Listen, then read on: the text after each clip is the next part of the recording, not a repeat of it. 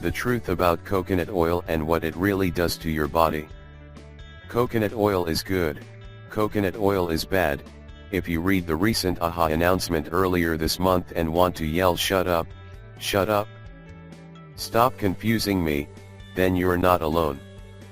It seems every other week the media releases a new headline that contradicts what you've read somewhere else or been told by a healthcare practitioner or nutritionist. Is coconut oil good for you? Unfortunately, this is a world where news and media sells and where a new spin on a health topic will almost always win over the boring truth. So before I answer the question is coconut oil good for you or not, I want to bring up 3 key issues that are important to be aware of before you read absolutely anything on health and nutrition online. Issue 1. Nutrition science is flawed. In order to run an experiment, plot data onto a graph and present results, scientists need to use isolated variables that can be measured and tracked. When it comes to pharmacology, this is simpler to do as you are studying the effect of a single drug, with a consistent chemical structure. But how do you measure an apple that is not standardized and made in a lab, has hundreds of components, including vitamins, minerals, fiber, natural sugars, antioxidants and more? Herein lies the problem.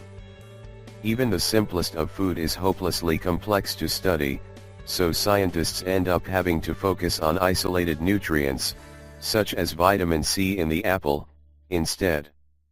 As Marion Nestle puts it, this takes the nutrient out of the context of food, the food out of the context of diet and the diet out of the context of lifestyle. When we solely focus on isolated nutrients, saturated fat, omega-3s, fiber, cholesterol, we are not only missing the bigger picture of a healthy lifestyle, we are giving the food industry permission to market fake, processed food to us in a convincing manner. Allow me to demonstrate with an example. Like most people, you know that apples are good for you. One day, a scientist releases research that apples have pectin fiber which helps you feel full and lose weight. The next month, a food marketer creates a new chewy apple-flavored granola bar with a claim that says high in pectin fiber.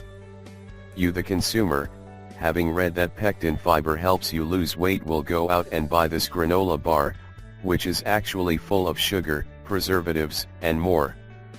Bottom line, you would have been better off without reading that research and without that granola bar, if you listened to basic logic that fruit is good for you and ate an apple.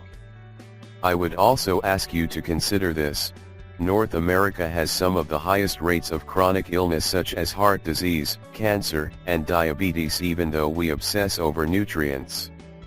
In contrast, the French enjoy butter, bread, and meat without obsessing over saturated fats or calories, and are a far healthier population.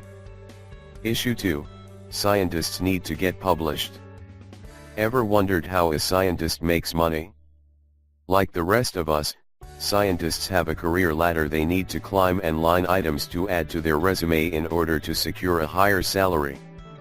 This Forbes article shows how the more influential you are in the science arena, i.e. getting published, making headlines, and getting grants, the higher your earning potential. While I would like to believe that all research that is pushed out is necessary and meaningful, I would be naive if I made this assumption. It would also be naive not to take into consideration that scientists do now work in a silo.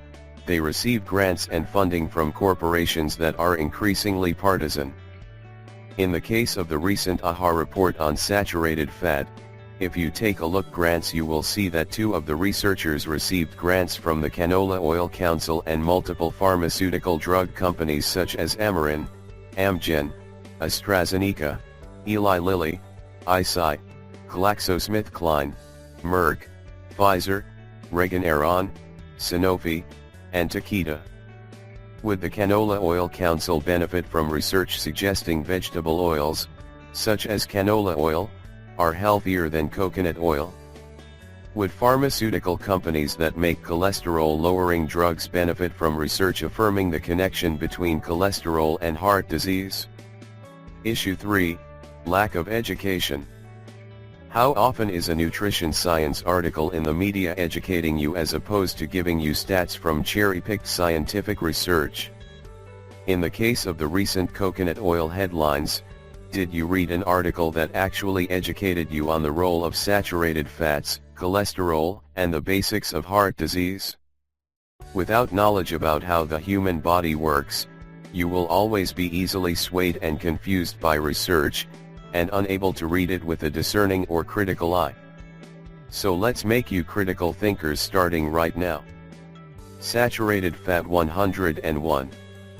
There are 3 types of fats that exist in nature. Saturated, monounsaturated, polyunsaturated. Includes omega-3, omega-6.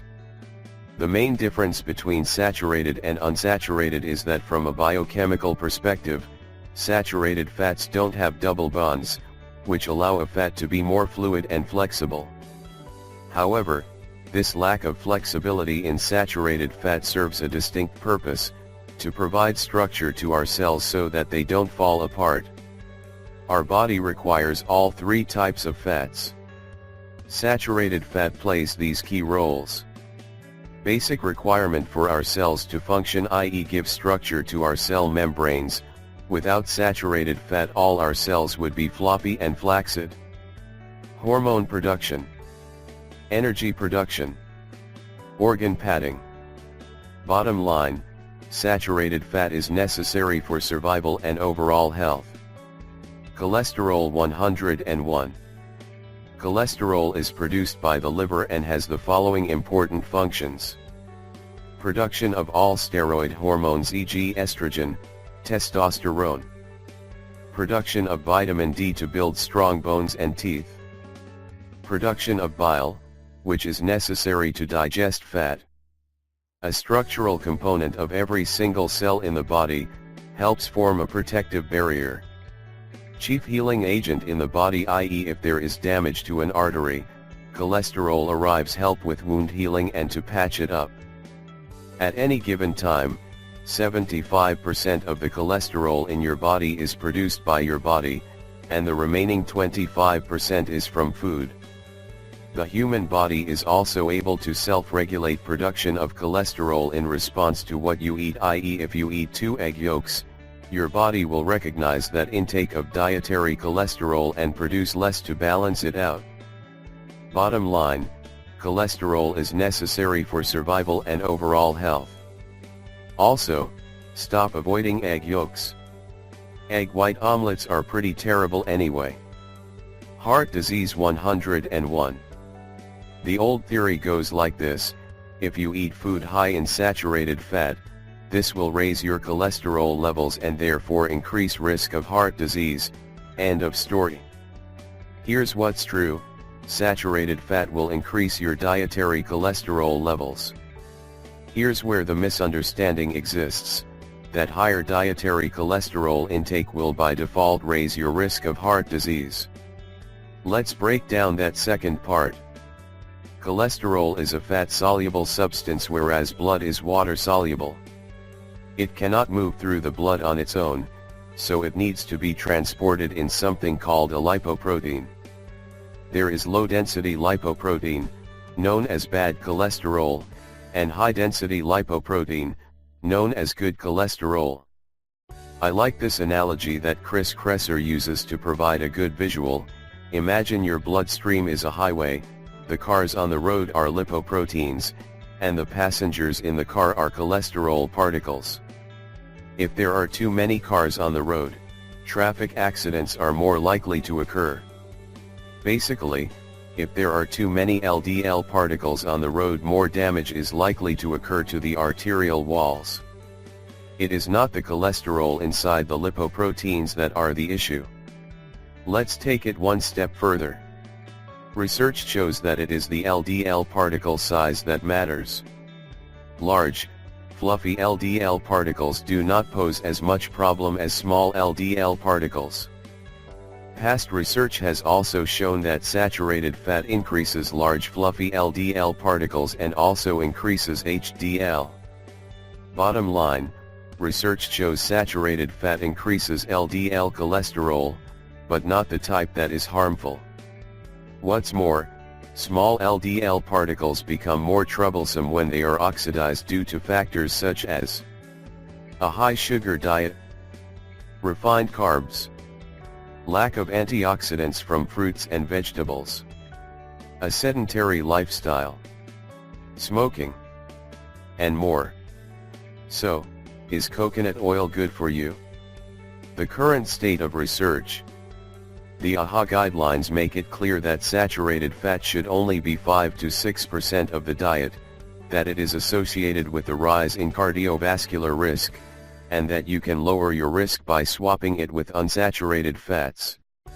However, it is important to keep in mind that the AHA research does not cite research that links coconut oil to heart disease, but simply saturated fat to increasing LDL cholesterol. In contrast, enough conflicting research exists on the other end of the spectrum that does not link saturated fat to cardiovascular disease. Where do we go from here? It was just last year that the front cover of Time magazine declared saturated fat and butter did not raise the risk of heart disease. And this year the opposite seems to be true. I won't be surprised if this debate continues over the years, and the confusion gets worse. There is already enough conflicting research on the topic. My advice is this. When it comes to saturated fat, remember to apply big picture logic. Adding more coconut oil to your diet does not equate to being healthier. In certain situations you probably don't want to increase saturated fat intake. For example, if you haven't cut back on sugar and refined carbs, which promotes oxidation of cholesterol, aren't eating enough fiber which helps dampen inflammation, barely exercise and are likely overeating on a daily basis, have genetically very high cholesterol such as familial hypercholesterolemia. Most of all, do not obsess over individual nutrients or else you will be left at the mercy of media, press releases and marketers telling you what to eat. Apply logic and understand that not everything, especially food, is black or white. Simply enjoy a balance of all types of real, whole food in moderation and eat food with enjoyment and in context of the bigger picture of a healthy lifestyle that involves movement, sleep, plenty of vegetables and positive relationships. Alina Islam is a certified nutritional practitioner, CNP, and in-house nutritionist at the Hearty Soul in Toronto, Canada. Through her relatable approach, Alina loves to educate and empower her clients to create long-lasting, sustainable change using food, lifestyle, and natural supplements as her toolkit.